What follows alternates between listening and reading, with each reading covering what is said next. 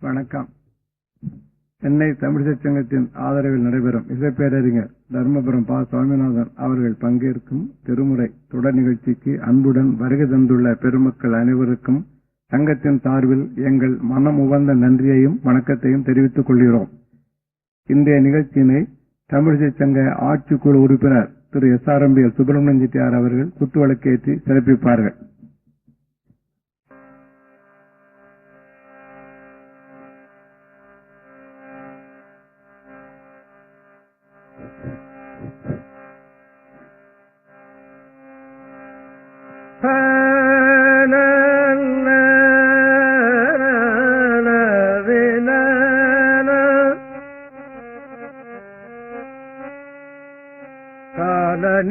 காலனிடத்தணுகாதே காசினியில் பிறவாதே, காலனிடத்தணுகாதே காசினியில் பிறவாதே, காலனிடத்தணுகாதே காசினியில் பிறவாதே, காசினியில் பிறவாதே, காலனிடத்தணுகாதே காசினியில் பிறவாதே, அகத்திய ஞான தேனமுதே தருவாயே, காலனிடத்தணுகாதே காசினியில் பிறவாதே, அகத்திய ஞான தேனமுதே தருவாயே, தேனமுதே தருவாயே, ஆலயமே கரியோனே,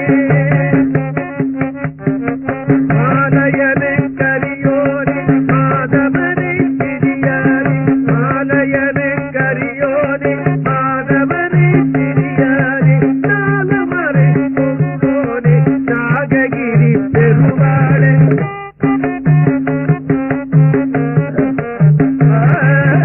ஆலயமே கரியோனே, மாதவனே திரியாரே, நாலமறை பொருளோனே, நாககிரி பெருமாளே, நாககிரி பெருமாளே, நாககிரி பெருமாளே, நாககிரி பெருமாளே, நாககிரி பெருமாளே.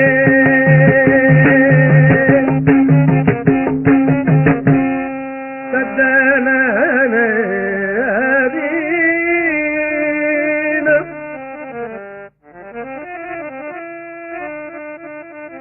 இன்னைக்கு கார்த்திகை, அதனால ஒரு 2-3 பாடல்கள் பாம்பன் சுவாமிகள் பாடல் பாடிவிட்டு மறுபடியும் நான் 1ஆம் திருமுறைக்கு நான் வருவேன்.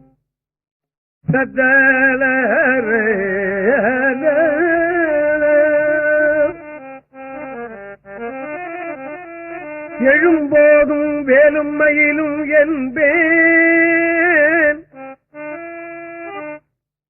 எழும்போதும் வேலும் மயிலும் என்பேன், எழுந்தே மகிழ்ந்து தொழும்போதும் வேலும் மயிலும்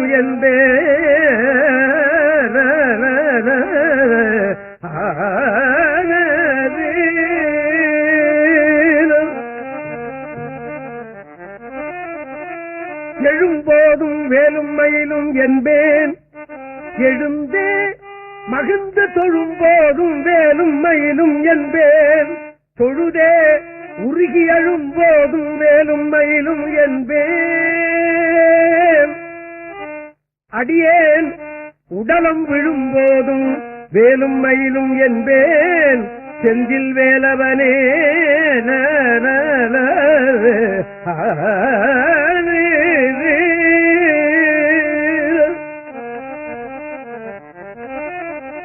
செந்தில் வேலவனே, அடியேன் எழும்போதும் வேலும் மயிலும் என்பேன், அடியேன் செந்தில் வேலவனே, எழுந்து மகிழ்ந்து தொழும்போதும் வேலும் மயிலும் என்பேன், செந்தில் வேலவனே,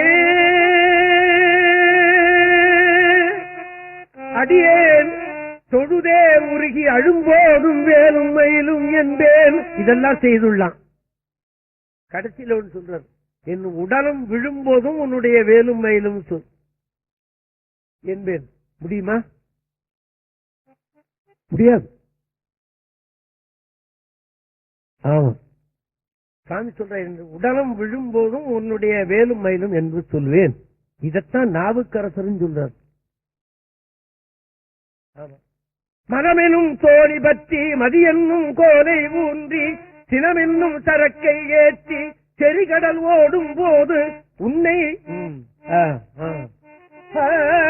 மனமெனும் தோணி பற்றி மதியென்னும் கோலை ஊன்றி சிரமென்னும் சரக்கை ஏற்றி செறிகடல் ஓடும் போது மதனென்னும் பாறை தாக்கி மறியும்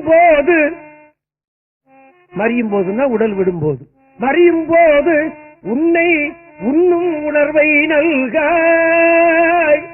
சாமி சொல்ற கேட்கறது இங்க, நான் என்னுடைய உடலத்தை விடும்பொழுது உன்னை நினைக்கக்கூடிய வரத்தை நீ எனக்கு கொடுன்னு கேட்கிறாரு. இவர் என்ன சொல்றாரு, நான் விடும்போதும் வேலும் மயிலும் தான் சொல்லுவேன் அப்படின்னு. கருத்து ஒண்ணுதான், அது அவர்களுக்கு முடியுமோ என்னமோ, நம்மளுக்கு முடியுமா? நமக்கு வேலும் மயிலும்னு எப்போதும் ஒரு நாளைக்கு 2 தடவை கூட நம்மளால சொல்ல முடியல, சிவா சிவான்னு கூட சொல்ல முடியல இல்லையா? ஆமா, நாம என்னமோ சூழல்ல மாட்டிடும். சொல்லணுங்கிற எண்ணம் இருந்தால் சொல்லிவிடுவோம் இல்லையா? ஆமா. அடியேன் உடலம் விடும் போதும் வேலும் மயிலும் என்பேன் உன்னை உன்னும் உணர்வை நல்காய் ஒற்றியூருடைய கோவே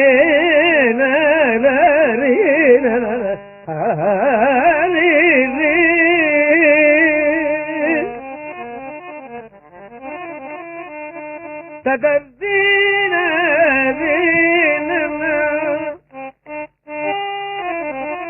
எத்தனையோ தலம் சுற்றி வந்தேன்,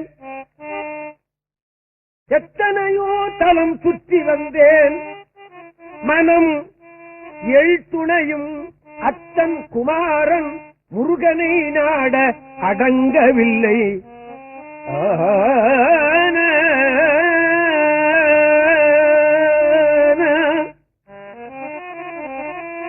எத்தனையோ தலம் சுற்றி வந்தேன், மனம் எழுத்துணையும் அத்தன் குமாரன் முருகனை நாட அடங்கவில்லை.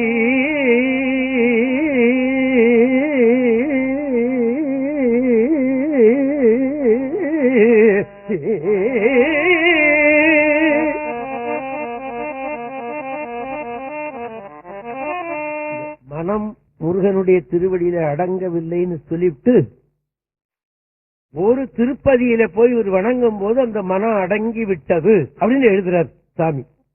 பாம்பன் கிட்ட வலசைச்செம்பதின்னு ஒரு ஊர் இருக்காங்க.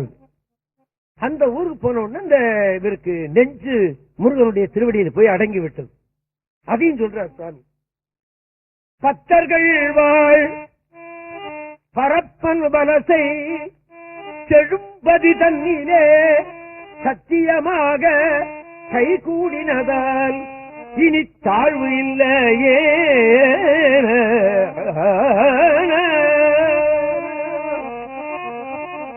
எத்தனையோ தலம் சுற்றி வந்தேன், மனம் எத்துணையும் அத்தன் குமாரன் முருகனை நாட அடங்கவில்லை.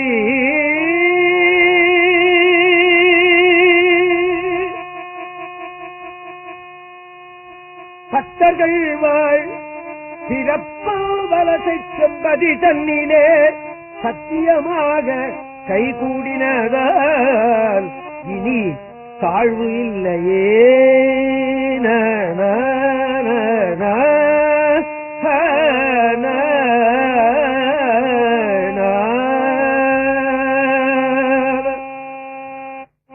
அற்புதமாகிய அருமறை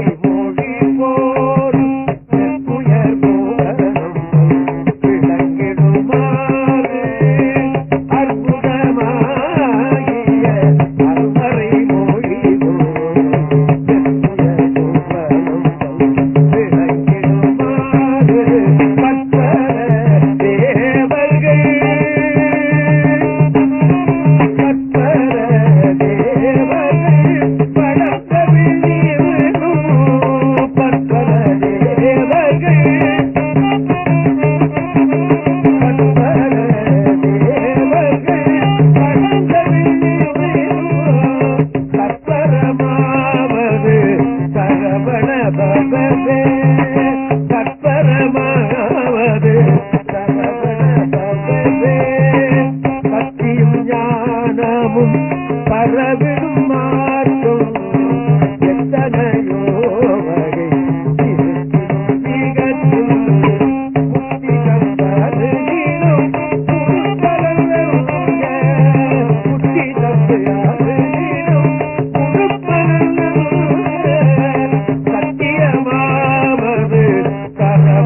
பவவே சத்தியமாவது சரவண பவவே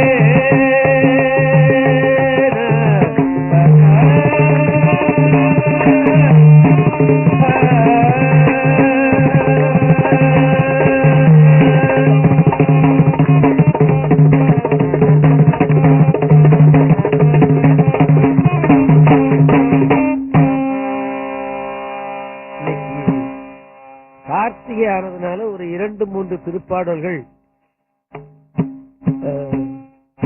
பாம்பன் சுவாமிகள் திருப்பாடல் பாடினேன். முன்னே நான் சொல்லியபடி திருஞான சம்பந்தமூர்த்தி நாயனாருடைய முதல் திருமுறையில் இருக்கிற சில அற்புத பதிகங்களை நான் உங்களுக்கு நினைவூட்டிக் கொண்டிருக்கிறேன். உங்களுக்கு நான் சொல்றேன் என்று நான் சொல்லவில்லை பார்த்தீங்களா? ஏன் அப்படி சொல்ல மாட்டேன், உங்களுக்கு தெரியும் அப்படின்னு தான் நான் நினைக்கிறேன். தெரியாதவர்கள் குறைச்சலா இருப்பாங்க, தெரிந்தவர்கள் மிகுதியாக இருப்பார்கள் தான் நான் எண்ணணும். அந்த மாதிரி தான் நான் சொல்றேன், உங்களுக்கு நினைவூட்டுறேன். அதுல சில பதிகங்களை நான் போன மாசமோ அதுக்கு முந்தின மாசமோ நான் நினைவூட்டி இருக்கிறேன். அடுத்த இப்பொழுது நான் நினைவூட்ட இருக்கிறது திருஞான சம்பந்தமூர்த்தி நாயனார் ஏதோ கடவுளை மாத்திரம் பாடிவிட்டு சென்று விட்டார் என்று நாம் எண்ணுவதற்கு இல்லை. சில பொது தொண்டுகளும் சுவாமிகள் செய்திருக்கிறார்கள். அது திருவீழிமிடலை என்று ஒரு ஊருக்கு சென்றார் சுவாமி, அவரும் அப்பர் சுவாமியும். அப்பொழுது மிகுதியான பஞ்சம் இருந்த காலம், மனிதர்கள் உணவுக்கே சிரமமான நேரம். திருஞான சம்பந்தருடைய நோக்கம் என்ன? அவதாரத்தின் நோக்கம் சைவத்தை வாழ வைப்பதற்கு தான் தோன்றியவர். சரி, நமக்கு என்ன, யார் பட்னியாக இருந்தா நமக்கு என்ன, அவனுக்கு போய் சாமி கும்பிட்டு சங்கரா சிவான்னு நம்ம போய் வேண்டியதானே. அப்படிதான் நம்மளும் போயிட்டு இருக்கோம். யாராவது கஷ்டப்பட்டாங்கன்னா நம்ம அதை பத்தி கவனிக்கிறோமா? என்ன கவனிக்கிறது ஏதோ 1000 ஒருத்தர் 10,000 ஒருத்தர் தான் இல்லையா? ஆமா. திருஞான சம்பந்தர் என்ன நினைக்கிறார்? ஐயா, பாக்கி பேருக்கு போடாவிட்டாலும் சிவனடியார்களுக்காவது இந்த சோறு ஒழுங்கா போடணும் அப்படின்னு நினைக்கிறார். சாமிகிட்ட கேட்டார், சாமி காசு கொடுத்தார், படிக்காசு கொடுத்தார். இதை வச்சுக்கிட்டு நீ அடியார்களுக்கு எல்லாம் சோறு போடு அப்படின்னு. அடியார்களுக்கு சோறு போடுறதுக்காக சாமி காசு கொடுத்தார், பொற்காசு. திருவீழிமிடலையில கிழக்கு பக்கம் இருக்கிற பலிபீடத்துல ஒரு பொற்காசு, அதை திருஞான சம்பந்தர் எடுத்துக்க வேண்டியது. மேற்கு பக்கம் ஒரு காசு, அது நாவுக்கரசர் எடுத்துக்க வேண்டியது. 2 பேரும் 2 மடம் கட்டி அந்த 2 மடத்திலையும் அந்த சாப்பாடு போட்டிருக்கிறார்கள். ஆமா, இதுதான் பொது தொண்டு. அப்படி திருஞான சம்பந்தர் போட்ட போது இதுவரைக்கும் என்ன சொன்னார்கள்?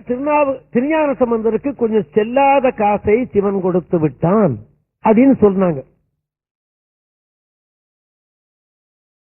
கிட்டத்தட்ட ஒரு 2 ஆண்டுகள் வரையிலும், நான் சொல்றது 2000 வரலின்னு வச்சுக்கோங்க, 2000 வரலில் திருஞான சம்பந்தருக்கு கொஞ்சம் பழங்காசத்தான் கொடுத்து விட்டார்கள் அப்படின்னு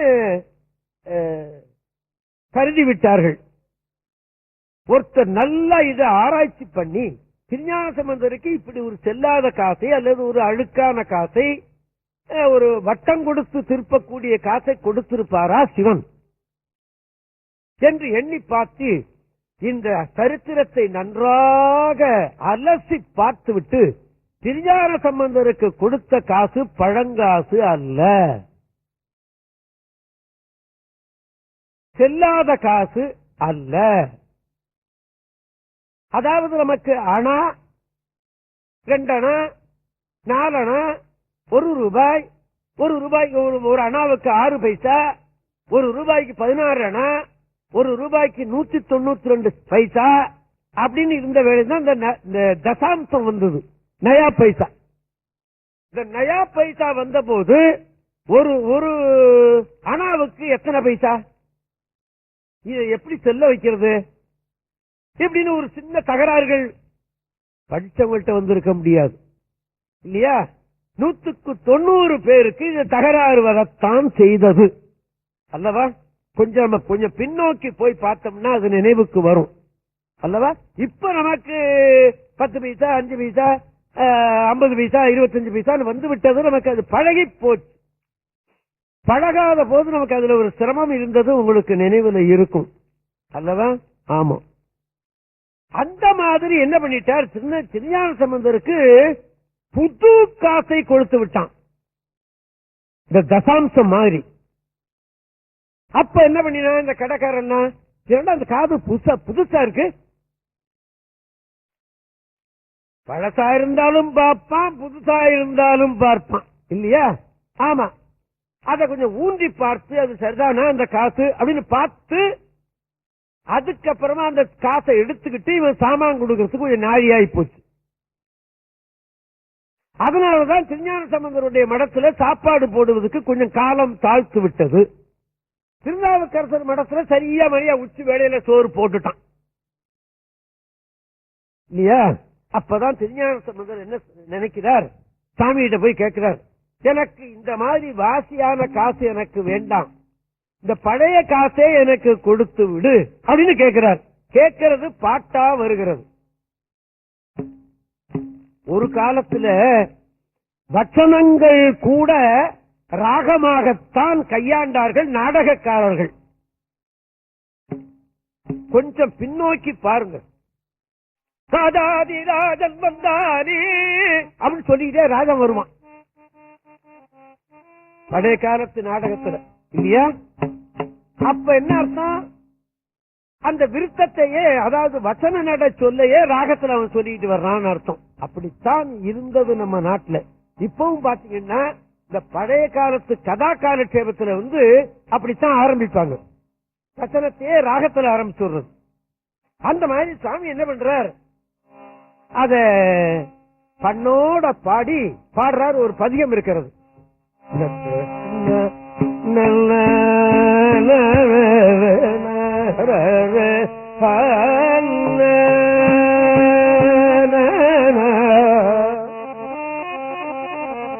வாசி தீரவே.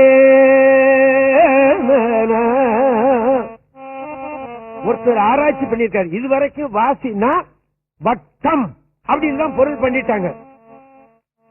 இதுவரையிலும் 2000 வரையும் அப்படித்தான் பொருள் பண்ணிட்டாங்க. 2009 இந்த வரதாமுத்தியப்பன் தெருவில் நினைக்கிறேன், ஒருத்தர் புலவர் ஆறுமுகம்னு ஒருத்தர் ஒரு புத்தகமே போட்டு விட்டார் இதுக்காக. வாசி என்பது வட்டம் மாத்திரம் அல்ல, புதுமை என்பது அதற்கு ஒரு பொருள் உண்டு அப்படின்னு எழுதிட்டார். புதுமை என்னமோ எழுதியிருக்கார், நிறைய வருகிறது. இலக்கண சுத்தமாக அந்த ஆராய்ச்சியை பண்ணிவிட்டார் அவர் இல்லையா? ஆமா, என்பதை நாம நினைவுல கொள்ளணும். வாசி தீரவே காசு நல்குவி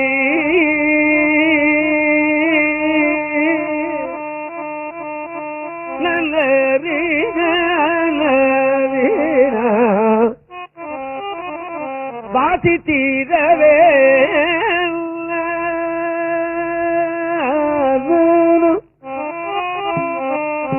காசு நல்குவீர்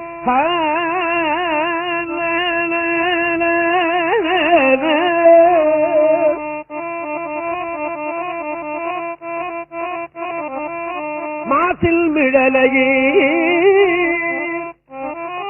ஏசல் இல்லையே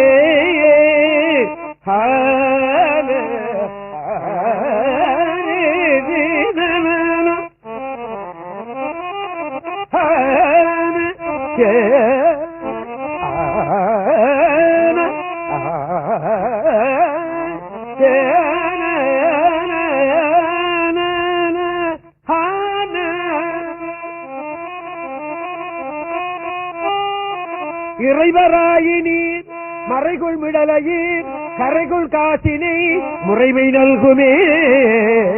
இந்த பாட்டுல கூட இந்த பழைய கரையான காசையே எனக்கு கொடுன்னு கேட்கிறாருன்னு தான் நான் நினைக்கிறேன். அவர் என்ன எழுதியிருக்கிறார்னு இப்ப நினைவுக்கு வரல எனக்கு. ஆக இந்த பழங்காசு தான் எனக்கு தேவை. இந்த புது காசு வருந்ததுதான் இந்த தகராறு. இப்பவும் கூட டிவியில இந்த ரூபாய் நோட்டை போட்டு காட்டுறான் பாத்தீங்களா, இன்னது இருக்கும். இப்படி இருந்தால் இந்த நோட்டு சரியான நோட்டு என்று நீங்கள் எண்ணிக்கொள்ளுங்கள் போட்டு காட்டுறான் இல்லையா? அப்ப தகராறு இருக்குன்னு தானே அர்த்தம் அல்லவா? ஆமா. அது சாமி கூட என்ன சொல்றாரு, அந்த கரைகொள் காசினை தான் கேட்கிறார் அப்படின்னு நான் நினைக்கிறேன். கரைகொள் காசினை முறைமை நல்குமே வாசி தீரவே காசு நல்குவீர், வாசி தீரவே காசு நல்குவீர், மாசின் விடலையீர் எதவில்லையே இறைவராயினீர், அறைகொள் விடலையீர் இறைவராயினீர், அறைகொள் விடலையீர் கரைகொள் காத்தினை கரைகொள் காத்தினை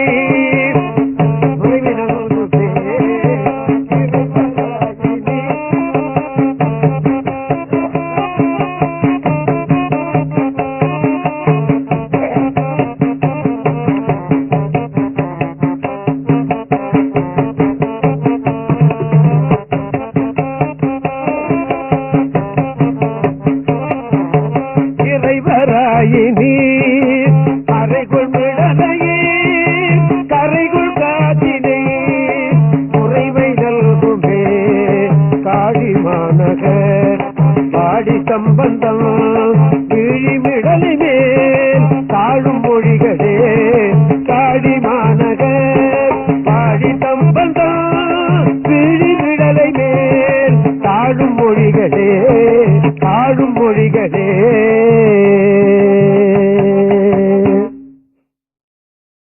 இப்படி சுவாமி திருவிழிமிடலில் எழுந்திருக்கிற காலத்துல, பஞ்சமான காலத்துல அடியார்கள் எல்லாருக்கும் சோறு போடுவதற்கு ஆண்டவர்கிட்ட காசு வாங்கி போட்டார் என்று பெரிய புராணம் நமக்கு சொல்லுகிறது. இது பொது தொண்டு அல்லவா? ஆக நாவுக்கரசரும் ஞானசம்பந்தரும் இந்த பொது தொண்டில் ஈடுபட்டு இருந்திருக்கிறார்கள் என்று நாம் எண்ணிக்கொள்ளுவோம். அடுத்தது இந்த 1ஆம் திருமுறையிலேயே இன்னொரு திருப்பதியை நாம எண்ணி பார்த்தோம்.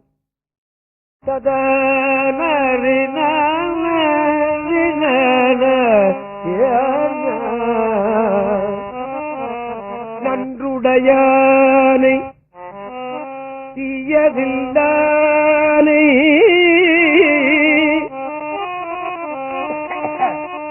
நரை வெள்ளேறு ஒன்றுடையானே உமை ஒரு பாதம் உடையானே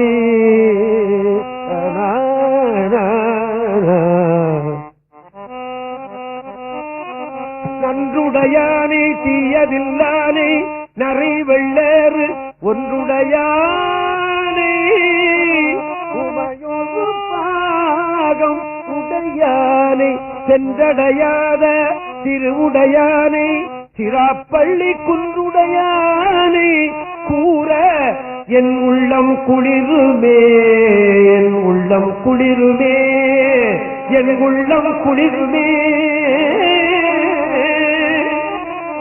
நன்மையை உடையவன், நன்மையை உடையவன், தீமை இல்லாதவன். ஒரு ரிஷபத்தில மேல் அவன் ஏறி வருவான். அவனை கூறும் பொழுது, அவனை பாடும் பொழுது என்னுடைய உள்ளமும் குளிர்கிறது. இப்ப கூட நாம யாராவது தப்பு பண்ணிவிட்டான்னா, டேய் என் வயது எரியுதுடா, என் வயது எரியுதுடா அப்படின்னு சொல்லிவிடுறோமா இல்லையா? இல்லையா? இப்ப என்ன அர்த்தம்? அவ்வளவு பெரிய தவறு அவன் பண்ணிவிடுறான்னு அர்த்தம். ஏழைகள் வயிறு எரிய செய்தேனோ என்பது வள்ளற் பெருமானுடைய வாக்கு. ஆமா, நான் சில இடங்களுக்கு, சில ஊருக்கு போகும்போது சில பெரிய வீடுகள் குட்டிச்சுவரா இருக்கும். என்ன அர்த்தம்? நான் என்ன நினைப்பேன் தெரியுமா?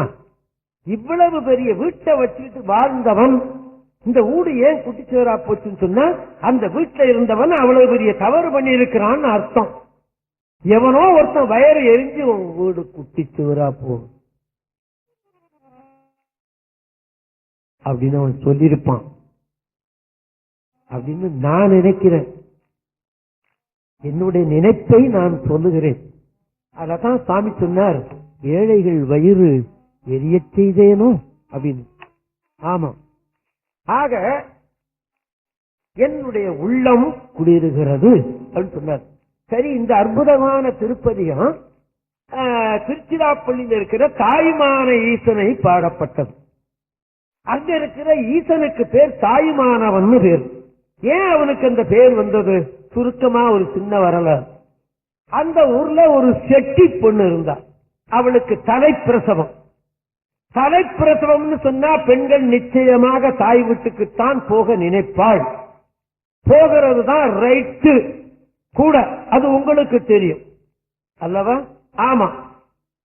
அப்ப காவிரி, திருச்சிராப்பள்ளியில காவேரி உங்களுக்கு நல்ல பெரிய காவேரி என்பது உங்களுக்கு தெரியும். மாயூரத்துல சின்னது, தஞ்சாவூர் திருச்சியில பெருசு. ஆறு நிறைய தண்ணி போகிறது. ஸ்ரீரங்கத்துல அவளுக்கு தாய் வீடு. இவளுக்கு தாய் வீட்டுக்கு போக முடியல. தாய் வீட்டுக்கு போக முடியல, தாய்க்கு சொல்லிவிட்டா வர்றேன்னு அவனுக்கு சொல்லிவிட்டா. மழை பெஞ்சு தண்ணீர் நிறைய வந்து விட்டது. இவளும் அங்க போக முடியல, அவளும் இங்க வர முடியல. இந்த நிலை. இவளுக்கு பிரசவ நேரம். ஐயோ அம்மா வல்லியே, அம்மா வல்லியே, அம்மா வல்லியே அப்படின்னு சொல்லிட்டு சிறபுரத்து ஈசனே, சிறப்புறம் என்றுதான், திருச்சிரப்புறம் என்றுதான் அதற்கு பெயர் இல்லையா? சிறபுரத்து ஈசனே, ஈசனேன்னு கூப்பிட்டா. அவன் தாயா வந்துட்டான். அவன் தாயா வந்து இவளுக்கு பிரசவம் எல்லாம் பார்த்துட்டு ஏதோ மருந்தெல்லாம் கொடுத்துட்டு இத வெளியே போயிட்டு வரம்மா அப்படின்னு சொல்லிட்டு அவ வெளியே போயிட்டா. இந்த உண்மையான தாய் வந்துட்டா. பிரசவம் ஆயிட்டுதா அப்படின்னு கேட்டா. என்னமா அப்படி கேட்கல, நீ தானே பிரசவம் பார்த்த, நான் வரலையேன்ட்டா. அந்த வந்த ஈசன் தாயாக மருந்து கொடுத்தான் பாருங்க, அந்த மருந்தை போல இப்பவும் அந்த திருச்சிராப்பள்ளி ஈசன் கோயில்ல செய்து வைத்திருக்கிறார்கள். போகிறவர்களுக்கு கொடுக்கிறார்கள்.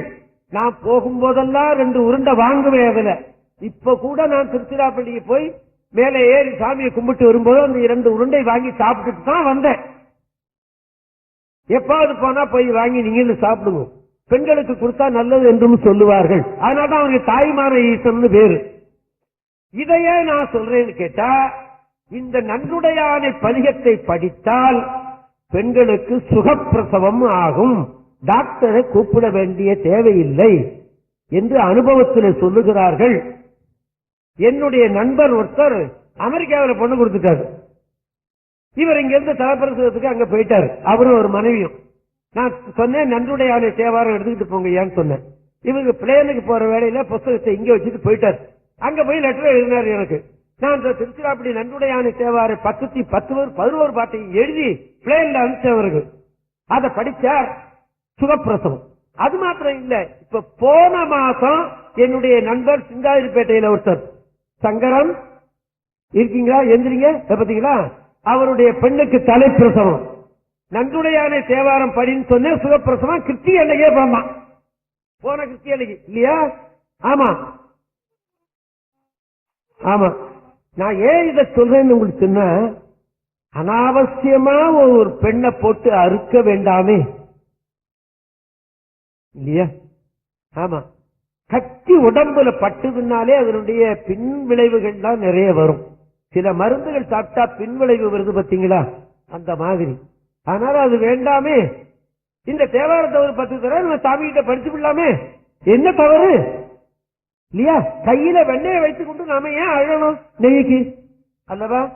இது எனக்கு தெரிஞ்சு நான் கண்ணுக்கு முன்ன இருந்தவரை இப்ப காட்டிவிட்டேன். இதே மாதிரி எத்தனையோ பேர். இந்த அற்புதமான திருப்பதிகம் அந்த நல்ல திருவருளை நமக்கு கொடுக்கிறது. இப்பவும் இப்ப சங்கரன் ஒருத்தர் காமிச்ச பாருங்க. ஆமா, நான் அவர் வீட்டுக்கு போயிருந்த போது சொன்னேன், ஐயா திருச்சிராப்பள்ளி தேவாரம் படிக்கிறீங்களா அப்படின்னு கேட்டேன். நான் அப்பர் தேவாரம் படிக்கிறேன். வச்சுக்கோ வாங்க. என்ன பாத்தீங்களா, சைதாப்பேட்டை திருநாவுக்கரசு மூலியார் 4 பெண்களுக்கு 4 மருமகளுக்குமா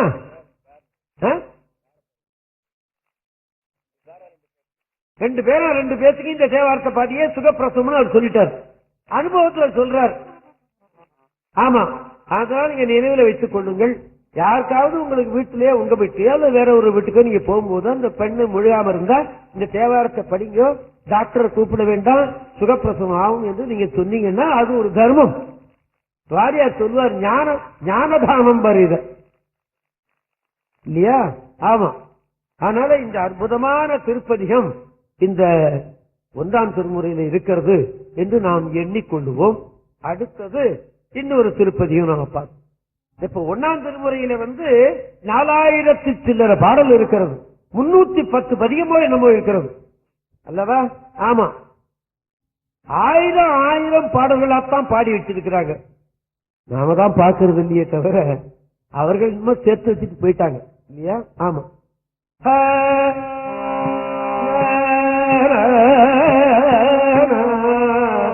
அவ்வீணைக்கு வீணைக்காம் என்று சொல்லும் அகுதறிவி அகுதறிவி அகுதறிவி அவ்வீணைக்கு வீணையாம் என்று சொல்லும் அகுதறிவி அகுதறிவி அகுதறிவி வீணை நாடாது.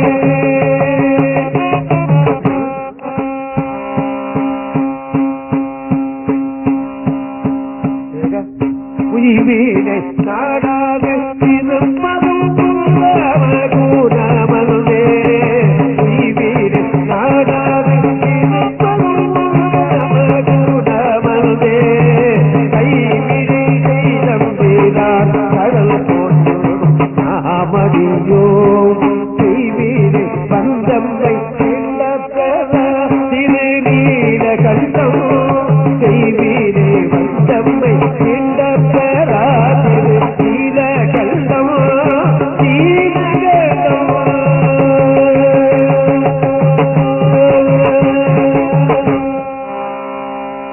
பெரிய புராண வரலாறு நமக்கு என்ன சொல்லுகிறது? திருஞான சம்பந்தமூர்த்தி நாயனார் திருச்செங்கோட்டுக்கு போனார். தேவாரத்திலே திருச்செங்கோடு என்று வராது, திரு கொடிமாட செங்குன்றூர் என்று வரும். திருச்செங்கோடுன்னா என்ன அர்த்தம் கேட்டா, கோடுன்னா கொம்பு பாம்பு என்று பொருள். கொம்பு அதாவது குச்சி, பாம்பு என்று ஒரு பொருள். சேப்பு பாம்பு வழிபட்ட தலம். பாம்புல சேப்பு, கருப்பு, கட்டுவிரிய, கொம்பேரி மூக்க, நல்ல பாம்பு, இப்படி பரதனுக்கு உண்டல்லவா, பச்சை பாம்பு, கண்குத்தி பாம்பு, இப்படி எல்லாம் உண்டு. ஆமா, இப்ப அதெல்லாம் குறைஞ்சு போச்சு. காரணம் என்ன? அதெல்லாம் வாழக்கூடிய இடத்துல மனிதன் போய் வீடு கட்டிட்டு வாழ ஆரம்பிச்சான். ஆமா, காட்டு பகுதியே இல்ல. இப்ப நான் வீட்டுல என் வீடு வாங்கியிருந்த போது குன்றத்தூர்ல நல்ல பாம்பு சர்வசாதாரணமா என் கொல்லையில ஓடும், நான் பார்த்திருக்கிறேன். இப்ப ஒண்ணு கூட கிடையாது. காரணம் என்ன? அந்த பகுதி பூரா வீடு கட்டிவிட்டான். அது வாழ்ந்த இடத்துல இவன் வாழ ஆரம்பிச்சான். அதுக்கு இந்த புத்தி இவனுக்கு இருக்கு, அது நம்ம எண்ணணும். ஆமா, நல்ல பாம்பை கண்டா எப்படி பயப்பட வேணுமோ அந்த மாதிரி பயப்பட வேண்டியிருக்கு இந்த மனுஷனுங்களை கண்டு. ஆமா, 2 நாளைக்கு முந்தி பஸ்ல போனேன். ஒருத்தன் குடிச்சுட்டு உட்கார்ந்து இருக்கிறான். அவன் பாக்குற பார்வை சும்மா சாதாரணமா அடிச்சு விடுவான் போல. நான் பயம் கண்டு போய் எந்திரிச்சு போயிட்டான். அடிச்சுட்டான், திரும்பி வராதே. இன்னைக்கு மனிதனுடைய புத்தி அப்படி இருக்கிறது என்று நாம எண்ணிக்கொள்ளுவோம். ஆக திருச்செங்கோடுன்னு அதுக்கு பேர். அந்த ஊருக்கு சுவாமி போனார்.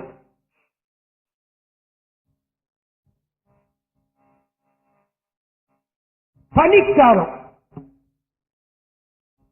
இந்த பனிக்காலம் வந்தாலே பெரியவர்கள், குழந்தைகள், பெண்கள் எல்லாருக்கும் ஒரு தொந்தரவு தான் நிச்சயமா. அதத்தான் ஒருத்தன் சொன்னா பனிக்காலம் நன்று அப்படின்னு எழுதி வச்சான். பனிக்காலம் தவறுன்னு சொல்லிவிட்டு பனிக்காலம் நன்றுன்னு எழுதி வச்சான் பாருங்க. அதை பிரிக்க சொன்னான். பனிக்கு ஆலம் நன்றுன்னா, ஆலம் என்பது விஷம் இல்லையா? இந்த பனிக்கு ஆலம் நன்றுன்னா, ஆலம் என்பது விஷம், நன்றது நல்லதுன்னு சொல்லிவிட்டான் இல்லையா? அங்க போனார். இந்த பனியினால அடியார்களுக்கும் ஜனங்களுக்கும் ரொம்ப தொந்தரவா இருந்தது. சாமி பார்த்தார். திருநீலகண்டம் திருநீலகண்டம்னு ஒரு திருப்பதியம் பண்ணார். 10 பாட்டிலையும் திருநீலகண்டம் திருநீலகண்டம் திருநீலகண்டம் என்றே வரும். என்ன அர்த்தம்? ஒரு காலத்தில் இந்த உலகத்தை எல்லாம் அழிக்க வந்த ஆலகால விஷத்தை தான் உண்டு கண்டத்திலே நிறுத்தி உலகத்தை காப்பாற்றினான் என்று பொருள். அதனாலதான் நீலகண்டம்னு பேர். அதனாலதான் 63 நாயன்மார்களை முதலாக வைத்து எண்ணப்படுகிற திருநீலகண்ட நாயனார் திருநீலகண்டம் திருநீலகண்டம் என்றே சொல்லிக் கொண்டிருந்தார். அதனால திருநீலகண்ட குயவனார் என்று அவருக்கு பேர். 63 நாயன்மார்களில் சுந்தரருக்கு முதல்ல நினைப்பு வந்தது இவரைத்தான். தில்லைவாழ் அந்தணர்கள் அது வேறு, அது ஆண்டவன் சொல்லிவிட்டான். தில்லைவாழ் அந்தணர்தும் அடியார்க்கும் அடியேன் என்ற சொல் ஆண்டவன் சொல்லிவிட்டான். சுந்தரர் சொன்னதுதான் திருநீலகண்டத்து குயவனார்க்கு அடியேன் என்று சொன்னது அல்லவா? ஆமா. இதை மாணிக்கவாசகர் கேட்கிறார். அந்த ஊம பெண்ண அந்த ஆலகால விஷத்தை அவன் சாப்பிடாமல் போயிருந்தால் என்ன நடக்கும் அப்படின்னு கேட்டார். அதுக்கு அவன் சொல்ற, ஐயோ ஆலகால விஷத்தை அவன் சிவன் உண்ணாமல் போயிருப்பானே, ஆனால் பிரம்ம விஷ்ணுக்களே போயிருப்பார்கள். பிரம்ம விஷ்ணுக்களே அழிந்து போடுவார்கள், தேவர்கள்லாம் அழிந்து போடுவார்கள் சொன்னா அப்புறம் தர்மபுர சாமனாதான் எங்க போய் சேருவான் அல்லவா? அத திருவாசகம் சொல்லுகிறது. கோலாலமாகி குறை கடல்வாய் அன்று எழுந்த ஆலாலம் உண்டான் அவன் சதுர்தான் என்னே.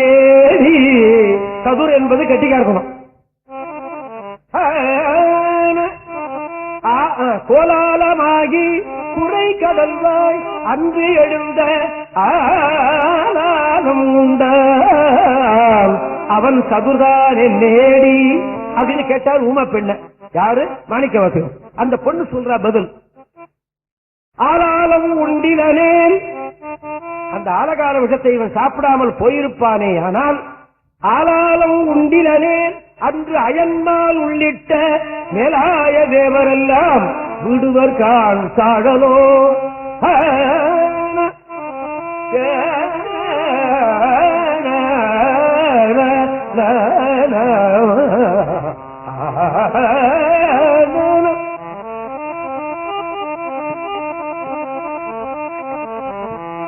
இதையே தான் திருஞான சம்பந்தர் என்ன சொல்றார்? பெண்தான் பாகமாக பிறச்சென்னி கொண்டான் கோலக்காவு கோயிலா கண்டான் பாதம் கையார் கூப்பவே உண்டான் நஞ்சை உண்டான் ஏன் உலகம் உய்யவே.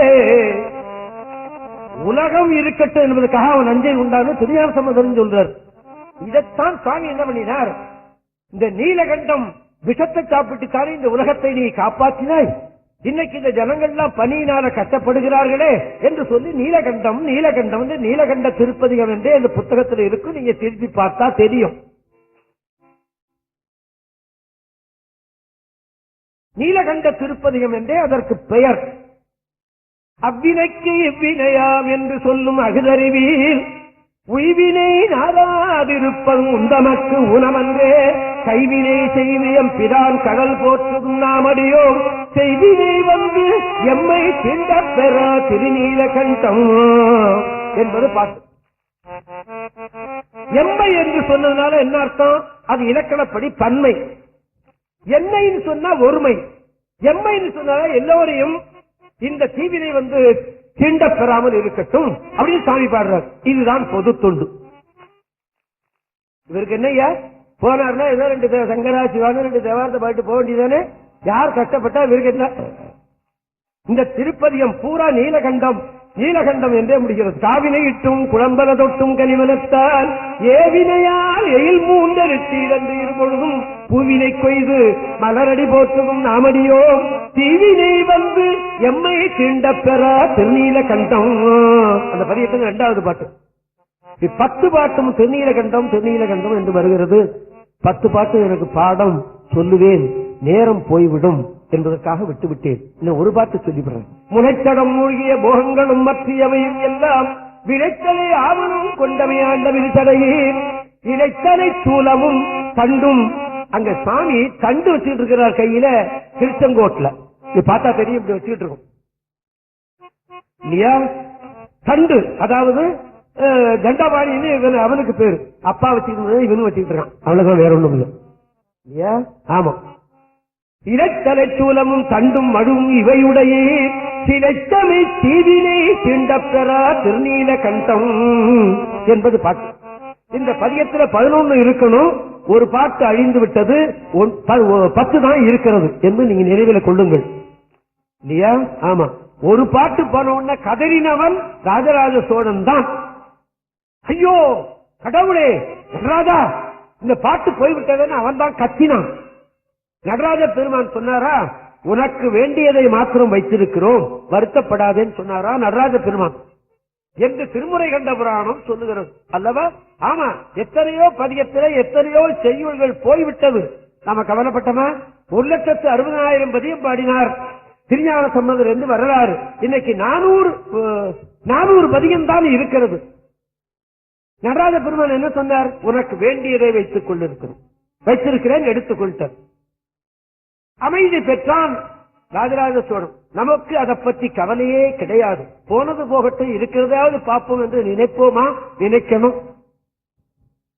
இந்த அற்புதமான திருப்பதிகத்தை நான் கொஞ்சம் உடல்நிலை சரியில்லாதவன், அது உங்களுக்கு தெரியக்கூடும் என்று நான் நினைக்கிறேன். அதனால நான் என்ன பண்ணினேன், இந்த திருப்பதிகத்தை தினந்தோறும் 3 தடவை சொல்றதுன்னு வச்சேன். சில பதிகங்கள் 3 தடவை சொல்லுவேன் இல்லையா. ஆமா, பசி மிகுந்தவன் 10 உருண்டை சோறு திங்கிறான், தப்பு என்ன இருக்கு இல்லையா.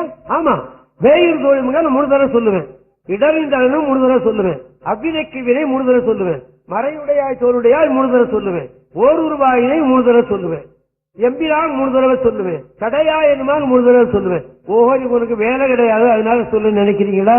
நிற்கும் போதும் சொல்லுவேன், நடக்கும் போதும் சொல்லுவேன், பஸ்ல போகும்போதும் சொல்லுவேன், தோட்டத்தில் இருக்கிற செடிக்கு தண்ணி ஊத்த போகும்போதும் சொல்லுவேன். ஆமா, எனக்கு நேரமே போறல, அப்படி பதியத்தை சொல்லிக் கொண்டே இருப்பேன். அதனாலதான் நான் கொஞ்சம் வாழறேன். ஆமா, டாக்டர் குருசாமி மூலியார் சொன்னார், என்னை பார்த்து விட்டு உன்னை கடவுள் தாண்டா காப்பாற்றணும் அப்படின்னு சொன்னார். கடவுள் தாண்டா காப்பாற்றணும், தேவாரத்தை சொல்லிக்கிட்டே இருப்பேன். அதனாலதான் 80 வயசு வரைக்கும் வாழறேன் என்று என்னுடைய எண்ணம். திருமுறையை பூசை செய்வது, இது பெரிய புராண வரலாறு சொல்லிட்டேன்னா, இந்த பதியத்தை பாடின உடனே அந்த பகுதியில இருந்த இந்த பணியின் தொந்தரவு இருந்ததை போய்விட்டது என்று பெரிய புராணத்தில் ஜெயில சேக்கிடார் பெருமான் எழுதி வைக்கிறார். ஆக அற்புதமான திருப்பதிகம் இது என்பது உங்களுக்கு தெரிகிறது அல்லவா. ஆமா, இதை நினைவூட்டி விட்டேன். என்னுடைய வாழ்க்கையில வந்த ஒரு பகுதியை நான் உங்களுக்கு நினைவூட்டுறேன். நான் தினந்தோறும் தேவார திருவாசகத்தை பூசை செய்கிறவன். மடாலயங்கள்லாம் அப்படிதான் பூசை பண்றாங்க. சிவனடியார்கள்லாம் சிவன் பூஜை செய்ததுக்கு அப்புறமா திருமுறையை 12 திருமுறையை வச்சு பூசை செய்து அவரை படிப்பார்கள். ஆமா, உண்டு, இன்னைக்கு இருக்கு இந்த பழக்கம். பலர்கிட்ட இல்லாமல் போயிருக்கலாம், சிலர்கிட்ட இருக்கிறது. நான் தினந்தோறும் இந்த 12 திருமுறையை பூசை பண்ண தவறவே மாட்டேன். ஆமா, படிவிட்டு வேலை இருக்கிறதுக்கு தகுந்தவாறு, வேலை இல்லைன்னா நிறைய படிப்பேன், வேலை இல்லைன்னா ஏதேனும் ஒரு சில பதிகங்களை படிப்பேன். படிச்சு முடிச்சதுக்கு அப்புறமா தம்புரா சுருதியவோ அல்லது ஹார்மோனிய சுருதியோ போட்டு ஒரு பதிகம் பாடுவேன். படிப்பதற்கும் பாடுவதற்கும் வித்தியாசம் உண்டல்லவா. ஆமா, இது தினம் செய்வேன், இன்னைக்கு கூட செய்தேன். 3 மணிக்கு எழுந்திரிச்சு என்னுடைய நித்திய கர்மானுஷ்டானெல்லாம் முடிச்சுவிட்டு பூசையை முடிச்சுவிட்டு ஒரு பதியம் பாடிவிட்டு தான் வெளியில வருவேன். அதுக்கப்புறமா தான் உணவு. ஆமா, அப்படி ஒரு நியதி வைத்துக் கொண்டிருக்கிறேன் நான். அப்ப நான் என்ன பண்ணேன், இந்த தருமபுரம் பிரச்சார நிலையம் இருக்குல்ல, அதுல நான் தேவார ஆசிரியராக இருந்தேன். அந்த பிரச்சார நிலையத்தில் முதல் ரூம் எனக்கு கொடுத்திருந்தார்கள். ஒரு நாள் பாடிக்கொண்டிருந்த போது இந்த அபிநக்கி விரை பதியம் பாடிட்டு இருந்தேன். பாடி முடிஞ்சதுக்கு அப்புறமா ஒரு 50 வயசு இருக்கும். அப்ப எனக்கு 40 வயசு அல்லது 35 வயசு இருக்கும். ஒரு 50 வயசுக்கு மேற்பட்ட ஒருத்தர் அங்கிருந்து வந்து அழுதுகிட்டே என்ன வந்து வணங்கினார். தேவாரம் பாடுறவனை, வேதம் ஓதுகிறவர்களை, பெரியவர்களை வணங்குவார்கள். அது அன்றும் உண்டு இன்றும் உண்டு. அந்த மாதிரி வணங்குறார். வணங்குறவர் ஏன் அழறார்? அப்படின்னு நினைச்சேன். ஐயா உட்காருங்க அப்படின்னு சொன்னேன். உட்கார்ந்தார். அவருக்கு இந்த நெஞ்சில இருந்த இந்த அன்பு கொஞ்சம் இந்த அழுக குறையட்டும்னு பேசாம இருந்து, ஐயா எங்க இருந்து வர்றீங்கன்னு கேட்டேன். நான் திருச்செங்கோட்டுல இருந்து வரேன். இந்த பதியம் பாடிய இடம் எது? திருச்செங்கோடு. அங்க பாடப்பட்ட பதியம் நான் பாடி இருக்கேன். அவர் வந்திருக்காரு, திருச்செங்கோடுன்னு சொன்னார். எனக்கு தூக்கி வாரி போட்டு ஒரு சமயம் அந்த கடவுளே தான் வந்துட்டானோ அப்படின்னு. ஐயா ஒரு விஷயம் சொல்றேன்,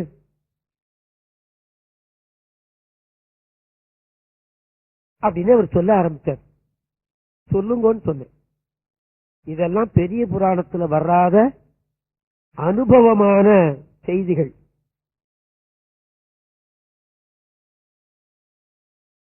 எங்க பரம்பரையில 50 வயசானா பார்ச நோய் வரும்.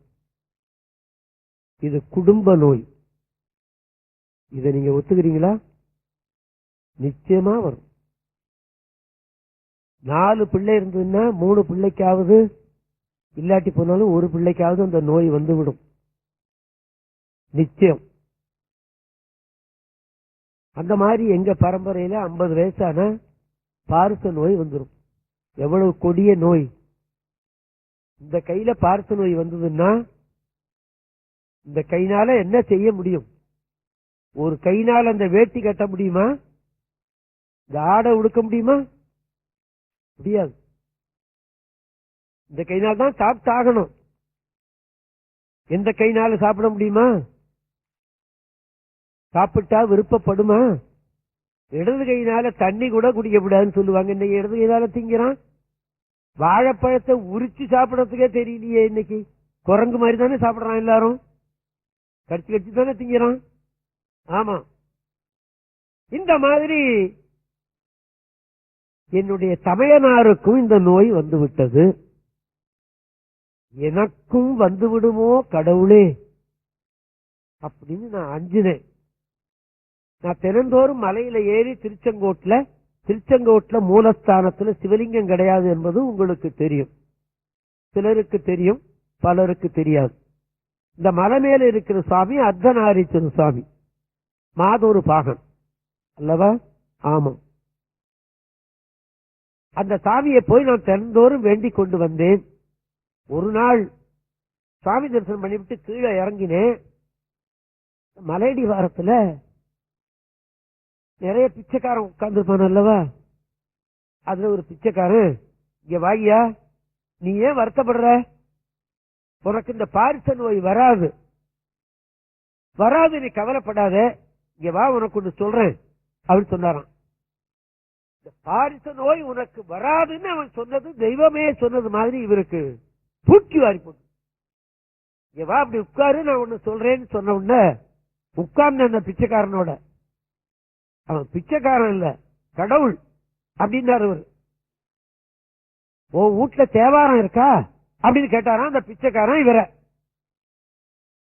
இல்லேன்ட்டான். அதான் இருக்காத, சைவ வீட்டுல தேவாரம் இருக்காது. ஆமா, இப்ப கொஞ்சம் மாறிக்கொண்டு வருகிறது. வைணவன் வீட்டத்துல பிரபந்தம் இருக்கும்.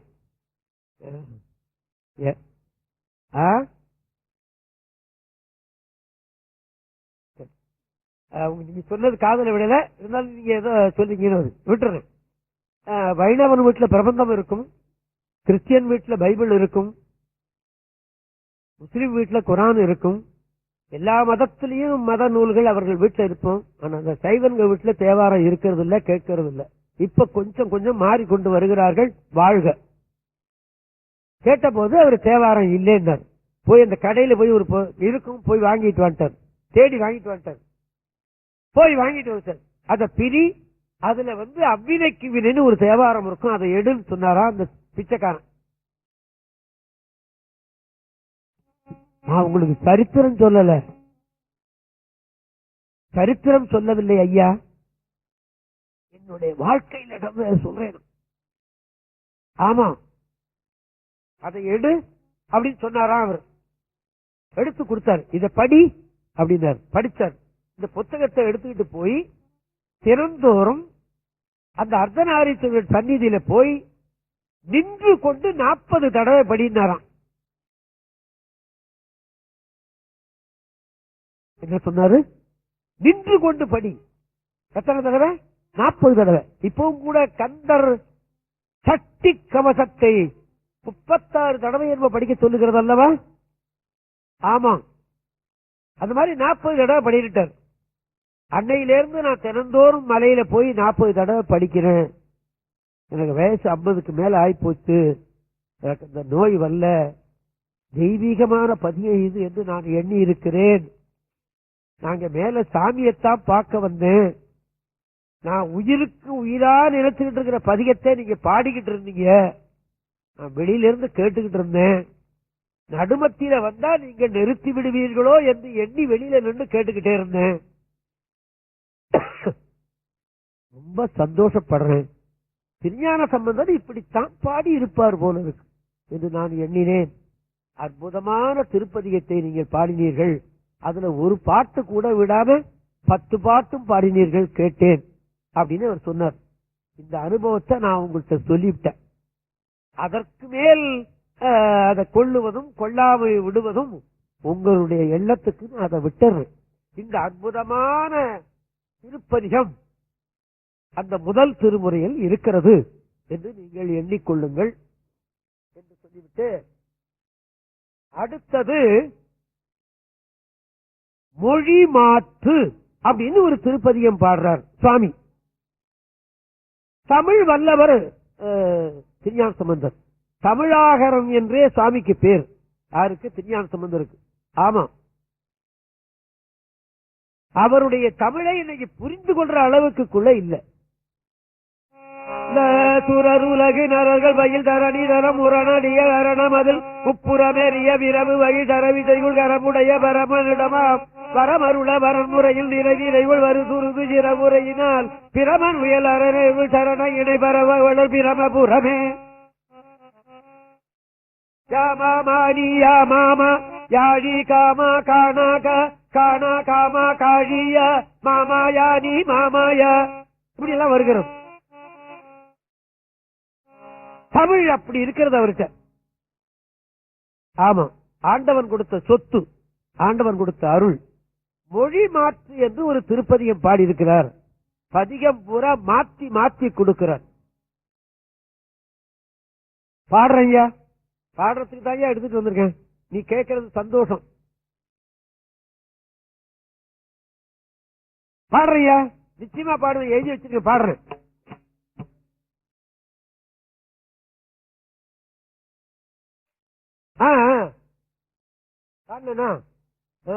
சரி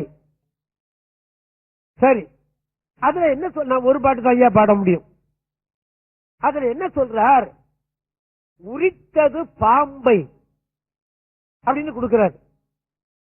உரித்தது களிரை தான், யானையைத்தான் உரித்தான். சுவாமி என்ன பண்றாரு? உரித்தது பாம்பை அப்படின்னு கொடுத்துட்டார். அப்புறம் உடல் மிசையிட்டதோர் ஒன்கழித்தை அப்படின்னு உடல் மிசையிட்டதோர் பாம்பை உரித்தது கழித்தை அப்படின்னு இவர் சொல்லி இருக்கணும். மாற்றி கொடுக்கிறார். அதுக்கு மொழி மாற்றி என்றே தலையில எழுதி விட்டார். அவர் எழுதினாரோ பின்னால வந்தவங்க எழுதினாங்களோ, இன்னைக்கு புத்தகத்துல இருக்கிறது. ஆமா, உரித்தது பாம்பை உடல் மிசை இட்டதோர் ஒன்களித்தை எரித்ததோர் ஆமையை, எரித்தது முப்புறத்தை, பூண்டது ஆமையை, எரித்தது ஆமையை, இன்புற பூண்டது முப்புறத்தை மாற்றி கொடுத்துட்டு வர்றாரு. பாத்தீங்களா? ஆமா, அப்படி ஒரு தமிழ் அறிவு அவருக்கு. ஆண்டவன் கொடுத்த சொத்து. எரித்ததோர் ஆமையை இன்புற பூண்டது முப்புறத்தை செருத்தது சூலத்தை, செருத்தது தக்கனைன்னு சொல்லியிருக்கணும் இவர். ஆனா செருத்ததை சூலத்தை நிட்டார். ஏந்திட்டு சூலத்தை சொல்லணும், ஏந்திட்டு தக்கனைன்னு சொல்லிவிடுறாரு. இந்த பதிகம் பூரா அப்படி வருது. நான் எழுதிட்டு வந்திருக்கிறது ஒரு பாட்டு தான் எழுதிட்டு வந்திருக்கேன். இல்லையா? நடக்கிற நிகழ்ச்சி ஒரு சாம்பிள் மாதிரி தானே அல்லவா? பதிகம் பூரா பாடுவதற்கு எனக்கு அவகாசம் இல்லையே, இல்லையா? ஆமா.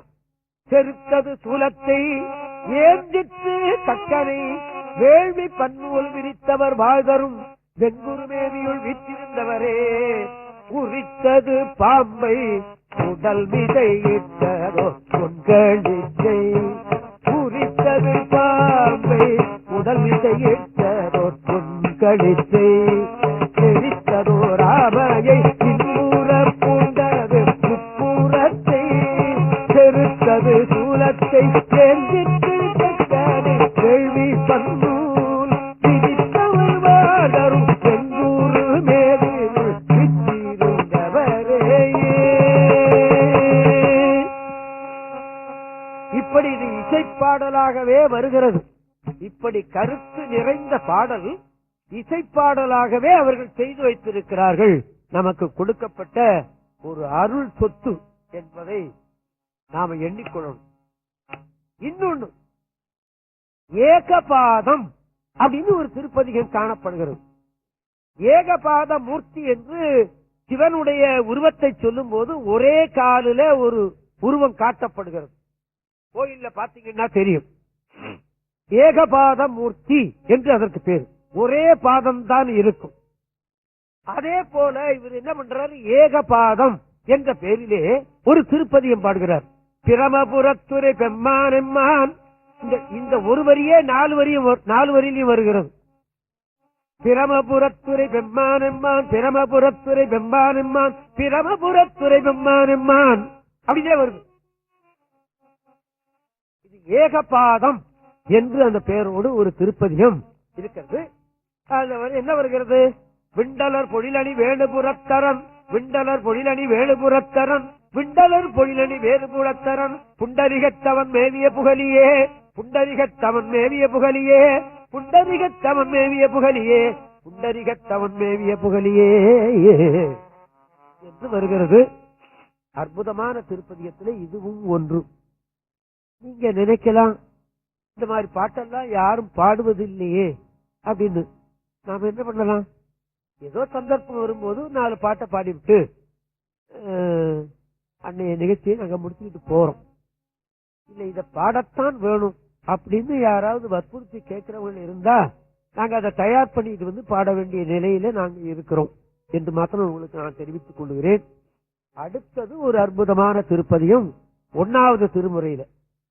நான் உங்களுக்கு ஒவ்வொரு திருமுறையிலையும் கொஞ்சம் கொஞ்சம் சொல்லி காட்டுகிறேன் என்றுதான் நான் உங்களுக்கு சொல்லி இருக்கிறேன். இப்ப 1ஆம் திருமுறையிலே நமக்கு இன்னும் முடியாத பரவாயில்ல. இல்ல, இந்த பஸ்ல எழுதி வச்சிருக்கா பாருங்க, வேகம் விவேகம் அல்ல அப்படின்னு இருக்கணும்ல. நீ வேகமா போறது பெருசு இல்லடா, எங்கேயா கொண்டு மோதாம ஒழுங்கா கொண்டு சேர்க்கிறது தான் பெருசுன்னு அர்த்தம்.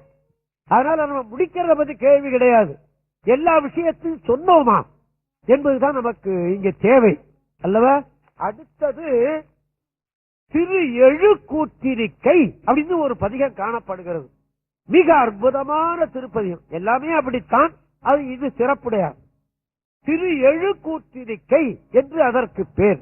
என்ன அர்த்தம் அப்படி கேட்டா, திரு என்பது சேர்க்கப்பட்டது, உயர்ந்தது என்பது சேர்க்கப்பட்டது, எழு என்பது 7, கூற்று இருக்கை. 7 நண்பர் இந்த திருப்பதியில கூத்தடிக்கிறது என்று பொருள், அல்லது நடனமாகிறது என்று பொருள். இதுல பாத்தீங்கன்னா எப்படி வருது, 1 1 2 1 1 2 3 2 1 1 2 3 4 3 2 1 1 2 3 4 5 4 3 2 1 1 2 3 4 5 6 5 4 3 2 1 1 2 3 4 5 6 7 6 5 4 3 2 1 என்று எண் வருகிறது. இந்த எண் வருகிறது. இந்த 1 என்று வரும்போது, முதல்ல 1 வரும்போது வேற 1 வருகிறது, இன்னொரு தடவை 1 வரும்போது வேற ஒரு செய்தி வருகிறது. சிவனுடைய பரத்துவம், அவனுடைய தன்மை, ஒரு தடவை 1 சொல்லும் போது 1 வருது, இன்னொன்னு ஒண்ணு வரும்போது வேற ஒண்ணு வருது. காலையில சாப்பிட்ட போது சொஜ்ஜி போட்டான், மத்தியானம் சாப்பிட்ட போது பாயசம் போட்டான், ராத்திரி சாப்பிடும் போது கீர் போட்டான். இவ்வளவுதான், வேற ஒண்ணும் இல்லை. இப்படி ஒரு கெட்டிக்காரத்தனமான ஒரு சிறு எழுக்கூற்றிருக்கை என்பது தேவாரத்தில் ஒன்று காணப்படுகிறது. அருணகிரிநாதர் ஒன்று பாடியிருக்கிறார் நான் நினைக்கிறேன். திவ்ய பிரபந்தத்தில் இருப்பதாகவும் தெரிகிறது. அதெல்லாம் எனக்கு தெரிகிறது தான், இது எனக்கு தெரியும் அல்லவா. நான் தேவாரத்தையே நான் இன்னும் சரியா பார்க்க முடியல. என்னுடைய ஆயுள்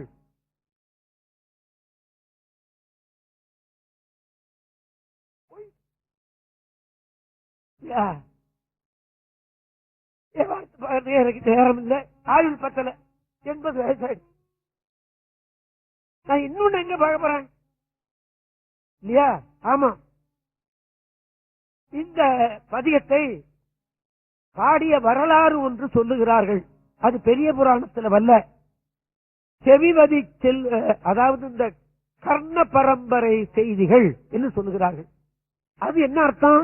கர்ண பரம்பரைனா, கர்ணம்னா காது, காது வழியாக வந்த செய்திகள்னு அதுக்கு அர்த்தம் இல்லையா? ஆமா. என்ன சொல்லப்படுகிறது அப்படின்னு கேட்டா, பதியத்தை பாடி காட்டுறேன். திருஞான சம்பந்தருடைய தந்தையார் பேர் சிவபாத இருதயர் என்று உங்களுக்கு தெரியும். அம்மையார் பெயர் பகவதி அம்மையார் என்றும் உங்களுக்கு தெரியும். திருஞான சம்பந்தர் தந்தையார் சிவபாத இருதயர் நம்முடைய குழந்தை அல்ல, அது தெய்வீக பிறவி. நம்ம வயத்துல பிறந்ததுதானே தவிர அது தெய்வம் அப்படி எண்ணிவிட்டார். அவர் என்னதுல தப்பு ஒன்றும் இல்லை. அதனாலதான் திருஞான சம்பந்தரை மற்றொரு இடத்துல அவர் சந்திக்கும் போது கீழே விழுந்து கும்பிட்டார், அவரை வணங்கினார். யாரு? திருஞான சம்பந்தருடைய தந்தையார் சிவபாத இருதயர் திருஞான சம்பந்தரை வணங்கினார். இப்பவும் அப்பாக்கள் சில பேர் குழந்தைய வணங்குறான். ஏன்? முதியோர் இல்லத்துக்கு அழிச்சு விடுவோம், அதுக்காக வேண்டி இவன் விழுந்து கும்பிடுறான். ஆனா இவர் விழுந்து கும்பிட்டது அதுக்கல்ல, அது தெய்வ குழந்தை அப்படின்னு நினைச்சு வணங்கிவிட்டார். அவர் என்ன பண்ணினார்? திருஞான சம்பந்தருடைய தேவாரம் 1,60,60,000 பதியம் இருந்தது என்று சொன்னேன் அல்லவா? அத வர வர என்ன பண்ணினார்? அந்த ஏற்றுச்சுவடியை வாங்கி தினந்தோறும் படிக்க ஆரம்பித்தார். திருமுறையை ஓதுதல் என்று உண்டு சொன்னா, அந்த திருஞான சம்பந்தருடைய தகப்பனார் சிவபாத இருதயரே அந்த வேலையை செய்திருக்கிறார். திருஞான சம்பந்தர் தினம் 10 பதியம் 20 பதியம் பாடிட்டு போறார். நூற்றுக்கணக்கான பதியம் வந்துருது. எப்ப இவர் இந்த பதியத்தை பாடி முடிக்கிறது, எப்ப சாப்பிடுறது? எனக்கு தெரியும், திருக்குற்றாலத்தில் ஒரு சாமியார், அவர் காலையில 6 மணிக்கு பூசைக்கு உட்காருவார். பூசை முடியும் போது சாயரட்ச மணி 5. ஆமா, அது வரலையும் பச்சை தண்ணி கூட குடிக்க மாட்டார். 5 மணிக்கு முடிஞ்சதுக்கு அப்புறமா தான் நேரா கோயிலுக்கு போய் சாமி தரிசனம் பண்ணிட்டு அதுக்கு மேலதான் சாப்பிடுவார். அப்படி ஒரு சாமியாரை நான் பார்த்திருக்கேன். அந்த மாதிரி இவர் என்ன பண்ணுவார்? தினந்தோறும் பூசை பண்றது, திருஞான சம்பந்தர் பதியத்தை அது வரைக்கும் வந்ததெல்லாம் படிக்கிறது, அப்புறமா சாப்பிடுறது. முடியுமா? தினந்தோறும் 10 பதியம் 20 பதியம் பாடிக்கிட்டே போறார் திருஞான சம்பந்தர். என்ன பண்ணுவார்? இது திருஞான சம்பந்தருக்கு தெரிஞ்சது. ஐயோ, அப்பா இப்படியா செய்யறா, அது முடியாதே அப்படின்னு சொல்லிவிட்டு, நான் ஒரு பதியம் பாடி தருகிறேன், அந்த பதிகத்தை நீங்கள் பாடினால் நான் பாடிய பதியம் அத்தனையும் பாடிய புண்ணியம் உங்களுக்கு உண்டுன்னு இதை எழுதி கொடுத்தாராம். எதை? இந்த திரு எழுக்கூற்றிருக்கை. மறுபடியும் சொல்லட்டுமா? நான் பாடிய திருப்பதிகங்களுடைய அத்தனைய தெய்வீக தன்மையும் இந்த திரு எழுக்கூற்றிருக்கை என்ற திருப்பதிகத்தில் இருக்கிறது. இதனை நீங்கள் படித்துவிட்டு நீங்கள் உணவு கொள்ளலாம் அப்படின்னு அப்பாவுக்கு சொன்னாரா திருஞான சம்பந்தர். ஆமா, தாம்பரத்துல, கிழக்கு தாம்பரத்துல ஒரு நண்பர் எனக்கு, அவர் தினந்தோறும் எத்தனையோ தடவை சொல்றாரு இந்த திரு எழு கூற்றிருக்கை. அவர் மாத்திரம் இல்ல, அவர் மனைவியும். ஆமா, நான் அவர் வீட்டுக்கு என்ன கூப்பிட்டு இருந்தாரு, நான் போனேன். திரு எழு கூற்றிருக்கை படிச்சிருக்காரு, அவரும் படிக்கிறாரு, அந்த அம்மாவும் படிக்கிறார். என்னையா ஒரு நாளைக்கு எத்தனை தடவை படிக்கிறது எனக்கே தெரியாது, படிச்சுக்கிட்டே இருப்பேன், அதனாலதான் நான் நல்லா இருக்கேன்னு சொன்னார். அந்த அற்புதமான திருப்பதிகத்தை பூரா இப்ப சொல்லிவிடுவேன்.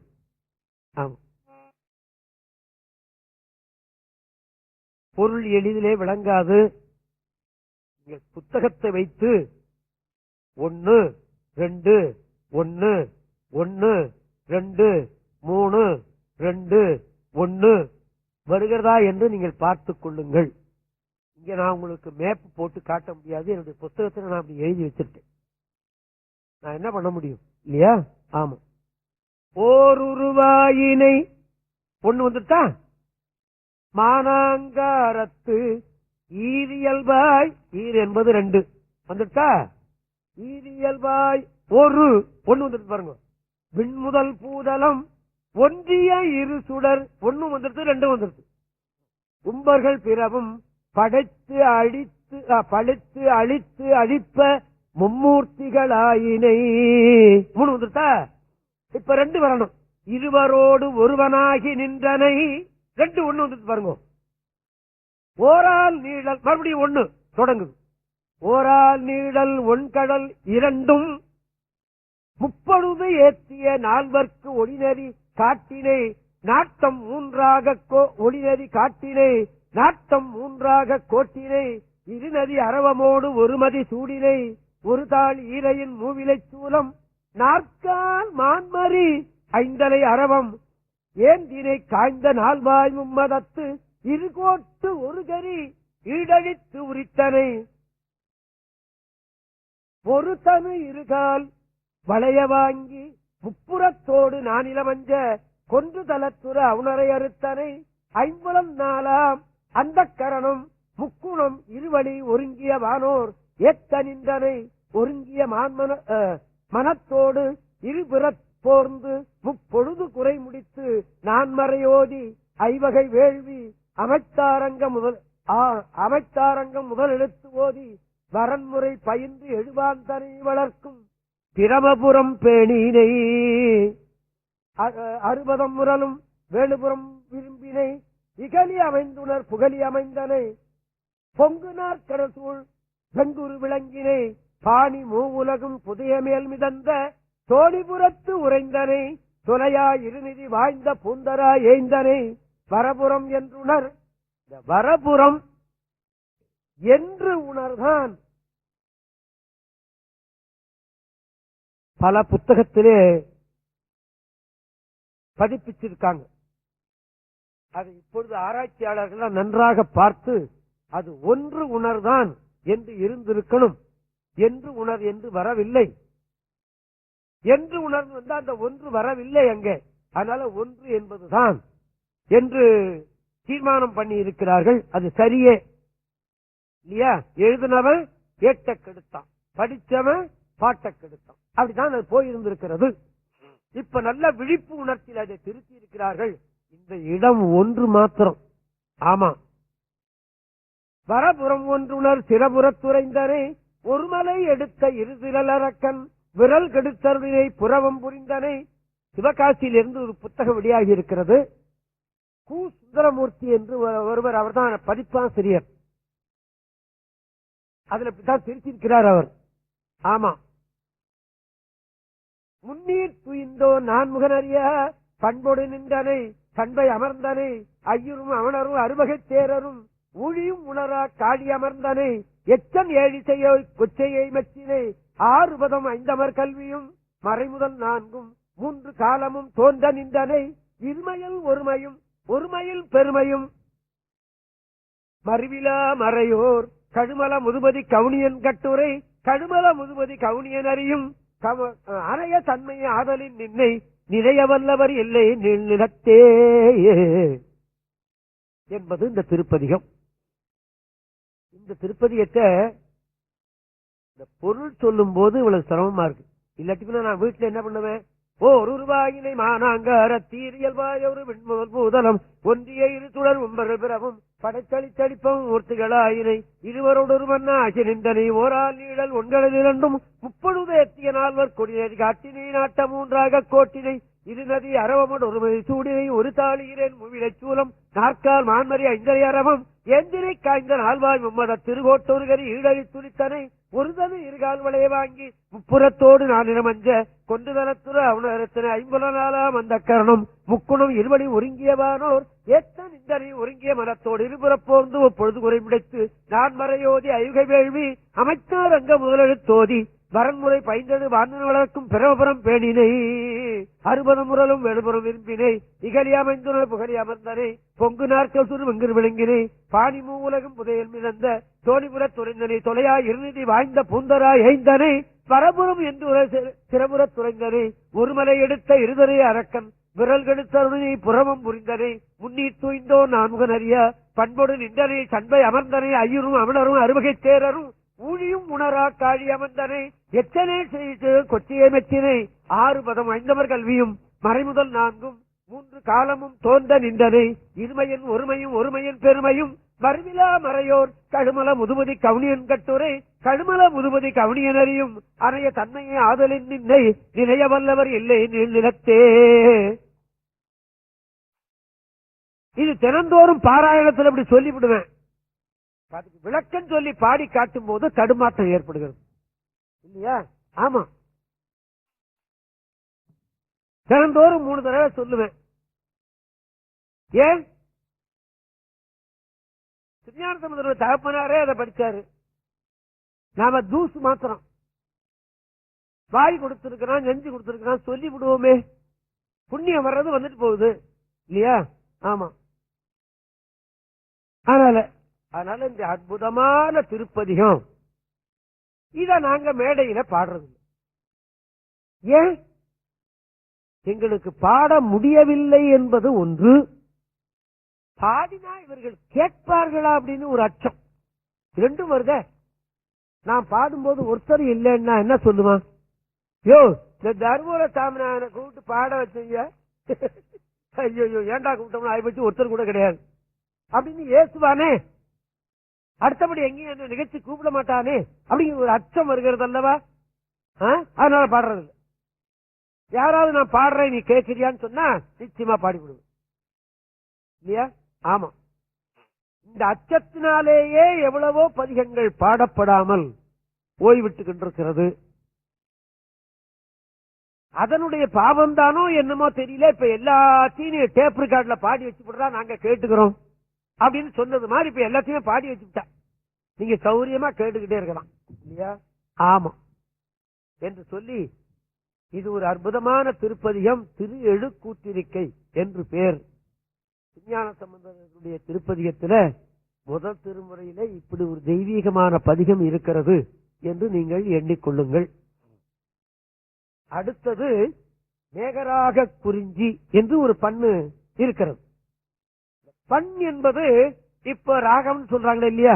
அடானா, நீலாம்பரி, தோடி, ஜன்யாசி அப்படின்னு சொல்றது மாதிரி 7வது நூற்றாண்டுல பண் பண் என்றுதான் இருந்திருக்கிறது. திருஞான சம்பந்தர் அப்படித்தான் கையாண்டிருக்கிறார். புறநீர்மை, காந்தாரம், வேந்தை காந்தாரம், சக்கேசி, நட்டபாடை இப்படித்தான் இருந்திருக்கிறது அல்லவா?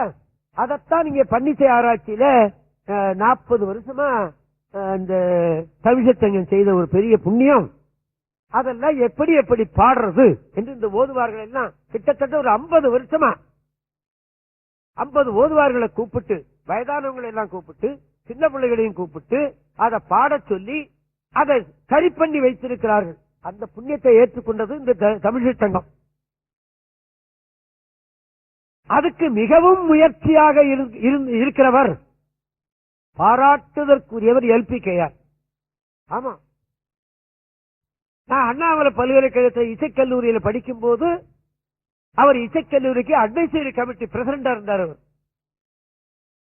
அப்ப பாத்தீங்கன்னா இப்ப பார்த்தா அப்படி தடவீடு நடந்து வர்றாரு அந்த LPKR.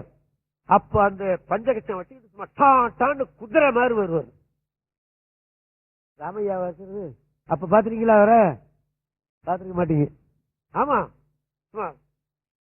இந்த குதிரை மாதிரி வருவார் அந்த அட்வைஸ் கமிட்டியா இருக்கும்போது. அதையும் அவர் அடிக்கடி சொல்லுவார், சாமிநாதன் நான் ஒன்னு அப்ப பார்த்ததுக்கும் இப்ப பார்த்ததுக்கும் அப்படின்னாரு ஒரு தடவை. நான் சொன்னேன், ஐயா உங்களை அப்ப பார்த்ததுக்கும் இப்ப பார்த்ததுக்கும் இப்ப 2 பேரும் அப்படியே ஆயிட்டோம்னாரு அவர். நீயும் மெதுவாத்தான் நடந்து வர, நானும் அப்படித்தான் ஆயிடுறேன் அப்படின்னாரு. அவருக்கு 80க்கு மேல ஆயிடுச்சு. எனக்கு 80ஆவது, அவருக்கு இன்னும் 4 வயசு 5 வயசு கூட இருக்கும்னு நினைக்கிறேன். ஆமா, அந்த புண்ணியத்தை LPK அவர்கள் கட்டி கொண்டார்கள். ஆமா, அது தமிழிசை சங்கம் செய்த பெரிய சாதனை என்று சொல்லி இந்த மேகராக குறிஞ்சி என்று ஒரு 7 பதிகம் இருக்கிறது. நீரு சேர்வதோர் மேனியர் நேரிலை கூறு சேர்வதோர் கோலமாய், நீரு சேர்வதோர் மேனியர் நேரிலை கூறு சேர்வதோர் கோலமாய், தேரலை கையை தூரை ஆறு கேட்டடை அண்ணலே, நீரு சேர்வதோர் நேனியர் நேரிலை கூறு சேர்வதோர் கோலமாய், தேரலை கையை துறை ஆறு கேட்டடை அண்ணலே, செல்வமல்கிய செல்வர் பராய்த்துறை செல்வர் மேற்றிதையாதன செல்வன் ஞான சம்பந்தன செந்தமிழ் செல்வமா இவை செப்பவே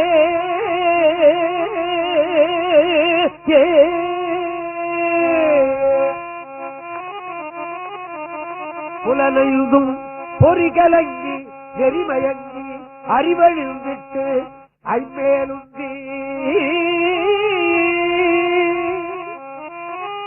அலமந்த போதாக அஞ்சேல் என்று அருள் செய்வான் அமருங்கோயில் வலம் வந்த மடவார்கள் நடமாட முழவு அதிர மழையென்று அஞ்சி சிலமந்தி அலமந்து மரமேறி முகில் பார்க்கும் திருவையாரே திருவையாரே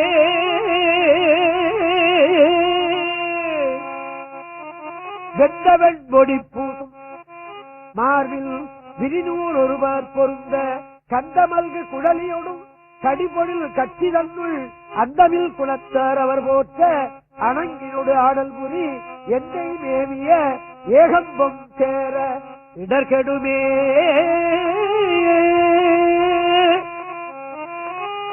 இப்படி மேகராக குறிஞ்சி அதாவது நீலாம்பரி ராகம், இதுல ஒரு 77 பாடல்கள் இருக்கிறது. இந்த 77 பாடல்களையும் நியமத்தோடு ஒரு ஓதுவாரை உட்கார வச்சு அவருக்கு நல்ல மரியாதை எல்லாம் கொடுத்து கோயில்லையோ அல்லது நல்ல தூய்மையான இடத்திலேயோ உட்கார வச்சு பாடச் சொன்னால் நிச்சயமாக மழை பொழியும்.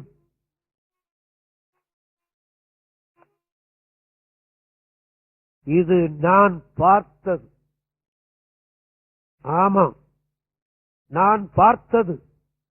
நானே எத்தனையோ தடவை மழை வேண்டும் என்று நினைத்து பாடியிருக்கிறேன். நிச்சயமாக பொழிந்திருக்கிறது. ஆமாம், நான் சின்ன பிள்ளையிலிருந்து நான் இதை கவனிச்சுட்டு தான் வர்றேன். நிச்சயமாக அந்த பலன் நமக்கு கிடைக்கும். வேறு தோழிபங்கன் பதிகத்தை பாடினால் நிச்சயமாக எந்த இடர்பாடும் நமக்கு வராது. இடரிலும் தளரிலும் பாடினா நிச்சயமாக நமக்கு பணத்துக்கு தட்டுப்பாடு வரவே வராது. ஆமா, என்னுடைய வாழ்க்கையில சொல்ற, நான் கோடீஸ்வரனா போகல. எனக்கு எத்தனையோ கோடீஸ்வரன் எனக்கு பழக்கம் உண்டு.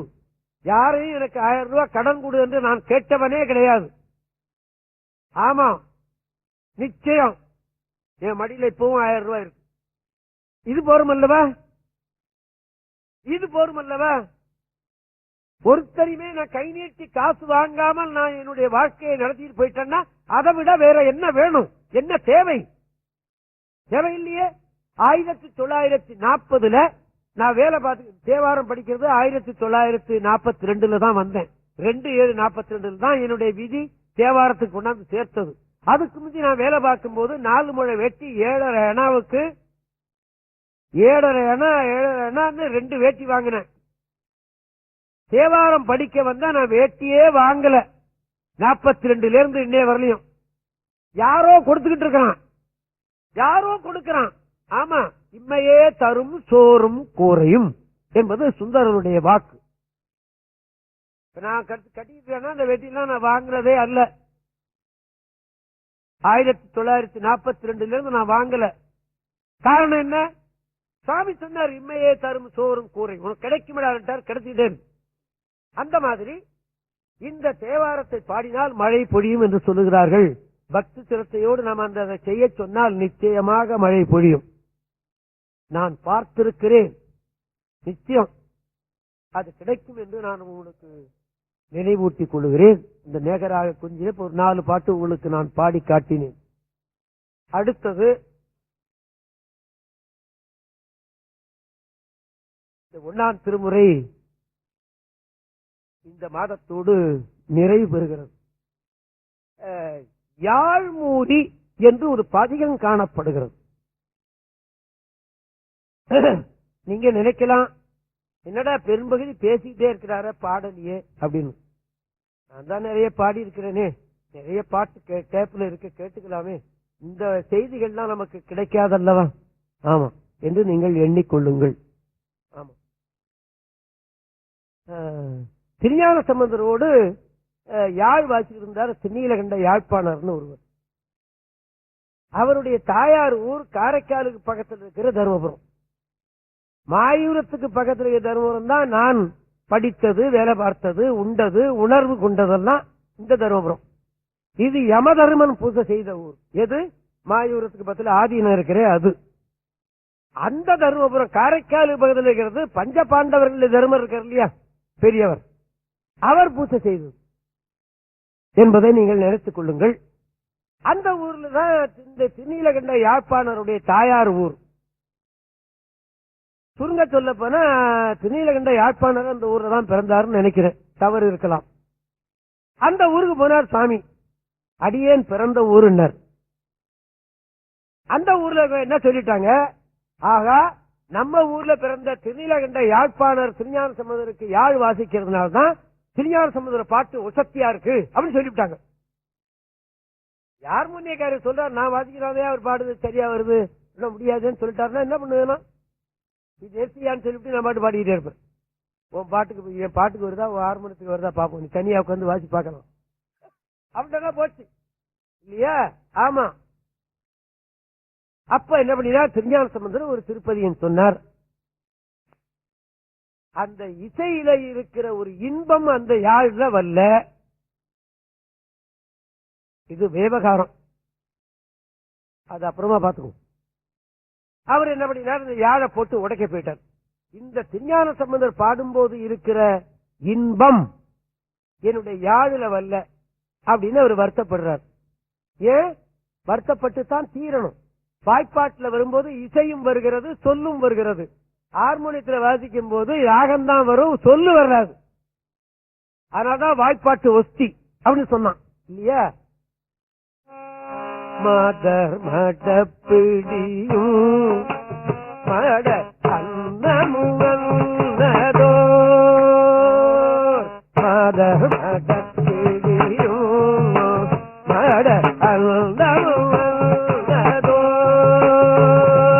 நடை உடை மலை மகள் நடை உடை மலை மகள் நடை உடை மலை மகள் நடை உடை மலை மகள் நடை உடை மலை மகள் நடை உடை மலை நடை உடை மகள் என மகள் உதயினப்படி நின்று ஆடவும் ஆடுவர் அவர் படர் கடை கெடு கூடியதோர் புனல வேதமோடு இசை பாடுவர் ஆழ்கடல் வெள்ளிரை சிறை நூரை கரை பொருது சிம்மி நின்றயலே காதவி புண்ணி பயங்கும் மலத்திரை வள்ளரை எழில் கோழில் குயில் மயில் எழில் கோழில் குயில் கோழில் குயில் மயில் எழில் கோழில் குயில் மயில் எழில் கோழில் குயில் மயில் எழில் கோழில் குயில் மயில் எழில் கோழில் குயில் மயில் எழில் தருமபுரம் பதியே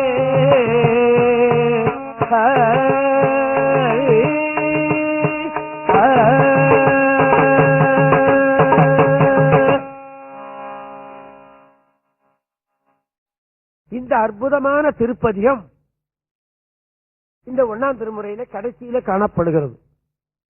ஒரு காலத்துல இந்த திருப்பதிகம் செட்டியார் வந்திருக்காருன்னு நினைக்கிறேங்க, பாண்டிச்சேரி இருக்காருல, போயிட்டாரா இருக்காரா? அவருக்கு கொஞ்சம் இசை தெரியும், அதனால சொல்றேன். ஒரு காலத்துல இந்த திருப்பதிகம் நீலாம்பரியில் தான் பாடி இருக்கிறார்கள். ஆனா இப்ப அடானாங்கிற ஒரு ஆத பாடுறாங்க. எப்படியோ அத காசி மடத்தில் இருந்த அருணந்தி தம்பிரான் என்பவர்கள் தேவாரத்தில் மிகுந்த ஈடுபாடு உடையவர்கள். லட்சக்கணக்கான ட்ரஸ்ட் பண்ணியிருக்கார் தேவாரத்துக்காக, லட்சக்கணக்கான பணம். ஆமா, இன்னைக்கு நம்ம கையில கிடைக்கிற பதிகங்கள் பூரா, இந்த புத்தகங்கள் பூரா அருணந்தி தம்பிரான் தான் போட்டார். ஆமா, நிறைய புத்தகங்கள் வெளியே வந்தது அருணந்தி தம்பிரானால. அதுக்காக லட்சக்கணக்கான அவர் ட்ரஸ்ட் பண்ணியிருக்கார். ட்ரஸ்ட் பண்ணி அந்த ட்ரஸ்ட்ல இருந்து புத்தகம் வெளியிடும் போது அடக்க விலையில கொடுக்கணும்னு எழுதி வச்சிருக்கார். அது மாத்திரம் இல்லாமல் 40 ஊர்ல 40 ஓதுவார் போட்டிருக்கார் அவர். சிதம்பரம், திருநாரையூர், திருவாரூர், காசி, அப்படி ஒரு 40 ஊர்ல ஓதுவார் போட்டிருக்காரு. காஞ்சிபுரம். அது மாத்திரம் இல்லாமல் சில ஊர்ல ராத்திரி பூரா கோஷ்டி நடத்தணும் அப்படின்னு ஒரு ட்ரஸ்ட் பண்ணியிருக்காரு. அதுல சில இடத்துல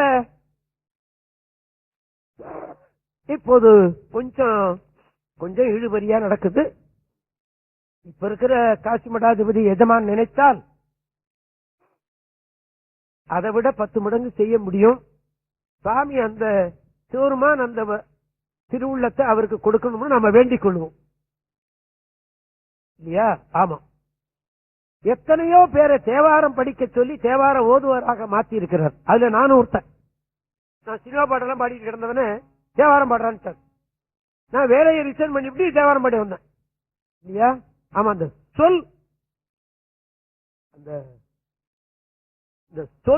சொல்றாரு பாருங்க அவரு, அது ரொம்ப ஆற்றல் மிகுந்த சொல் அந்த அருணந்தி தம்பிரான்கிட்ட. ஆமா, அவர்கள் தான் நிறைய புத்தகங்கள் போட்டிருக்கிறார்கள். அதுல அவர் சொல்லுவார், நீ எந்த ராகத்துல வேணாலும் தேவாரத்தை பாடிக்கும், எனக்கு கேள்வி கிடையாது. ஆனா தேவாரத்தை பாடும்பார். அவருடைய நோக்கம் அப்படி. இந்த தேவார சொல்லுக்கு ஆற்றல் உண்டு என்று அவர்கள் உணர்ந்திருந்தார்கள். அவர்களும் அப்படித்தான் பாடுவார்கள். ராகம் மாற்றி பாடினாக்க அதை பத்தி அவங்க கவலையை பட மாட்டாங்க, பரவாயில்ல என்று சொல்லி மணி 12 ஒரு 2-3 மாதமாக 1ஆம் திருமுறையிலிருந்தே பல பதிகங்கள் நான் உங்களுக்கு நினைவூட்டி இருக்கிறேன்.